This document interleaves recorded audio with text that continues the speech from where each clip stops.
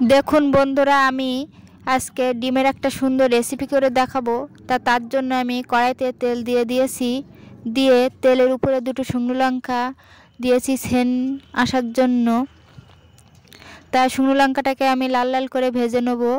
নিয়ে পেঁয়াজ কুচি আর টমেটো কুচি তেলের উপরে দিয়ে লাল লাল করে ভেজে নেব। আর এইদিকে আমি রসুন আর রাঁধুনি বেটে রেখেছিলাম, সেটাকে দিয়ে দিয়েছি। দিয়ে ভালো করে নেড়ে চেড়ে নিয়ে আদা বাটাটাকেও এর সঙ্গে মিশিয়ে দিয়েছি। দিয়ে ভালো করে লাল লাল করে ভেজে নেব। নিয়ে আমি স্বাদ মতন নুন দিয়ে দেবো।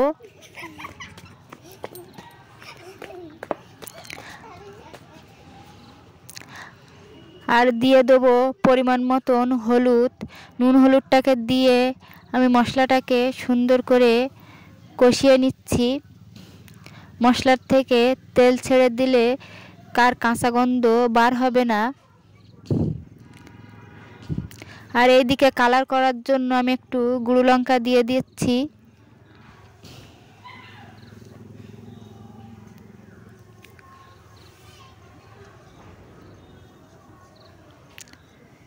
দেখুন বন্ধুরা, মশলার থেকে তেল ছেড়ে দিয়েছে।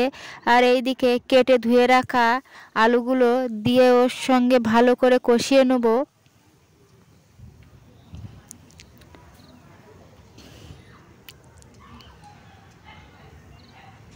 আর এই মশলার সঙ্গে একটু রাঁধুনি দিয়ে খেয়ে দেখবেন বন্ধুরা, কত সুন্দর সেন্টটা আসে। আর ভালো করে আমার আলুটাকে কষানো হয়ে গেছে। এবার আমি পরিমাণ মতন জল দিয়ে দিচ্ছি।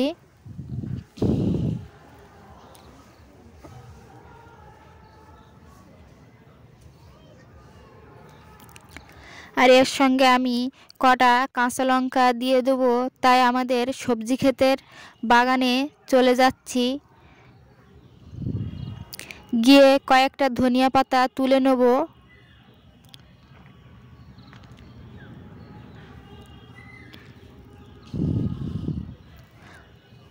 আর কয়েকটা কাঁচা লঙ্কা নিয়ে নেব। তা আমাদের বাগানের ভিতরের দিকটায় কাঁচা লঙ্কার গাছ আছে। দেখুন, এই গাছ থেকে আমি কয়েকটা কাঁচা লঙ্কা তুলে নিচ্ছি।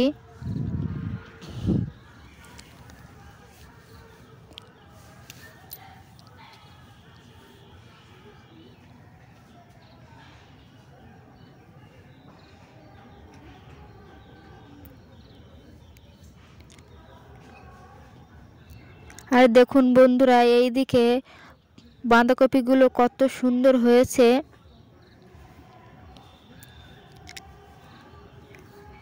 দেখুন বন্ধুরা, কয়েকটা কাঁচা লঙ্কা আমি তুলে এনেছি। আমার যে কটা তরকারিতে দিতে লাগবে সেই কটাই তুলে এনেছি। নিয়ে কাঁচা লঙ্কাগুলো আমি চিড়ে তরকারির সঙ্গে দিয়ে দিচ্ছি।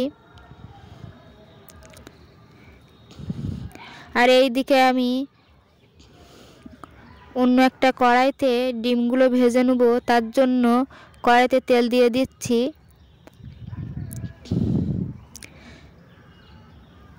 আর নুন হলুদ মাখিয়ে ডিমগুলোকে একটু খুন্তি দিয়ে কেটে কেটে নেব, তাহলে ডিমগুলো আর ফাটবে না।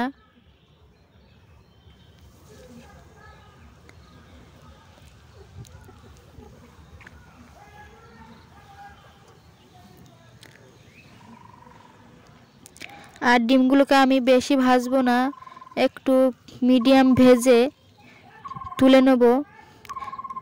আর এই যে আমার তরকারিটা প্রায় হয়ে যাচ্ছে। আর এখন আমি ধনিয়া পাতাগুলো দিয়ে দিচ্ছি, তাহলে সেন্টটা থাকবে। ওই জন্য আমি লাস্টে ধনিয়া পাতাটা তরকারিতে ব্যবহার করি। আর এদিকে ডিমগুলো দিয়ে একটু ফুটে উঠলে আমি গরম মশলাটা দিয়ে রেডি হয়ে যাবে আমার ডিম রান্নার রেসিপি। তা যদি এই ভিডিওটা তোমাদের ভালো লেগে থাকে, লাইক কমেন্ট শেয়ার আর সাবস্ক্রাইব করে দেবেন। সাবস্ক্রাইব করলে সর্বপ্রথম ভিডিও তোমাদের ফোনে চলে যাবে। আর সেই পর্যন্ত তোমরা সুস্থ থাকো, ভালো থাকো। দেখা হবে পরবর্তী ভিডিও নিয়ে।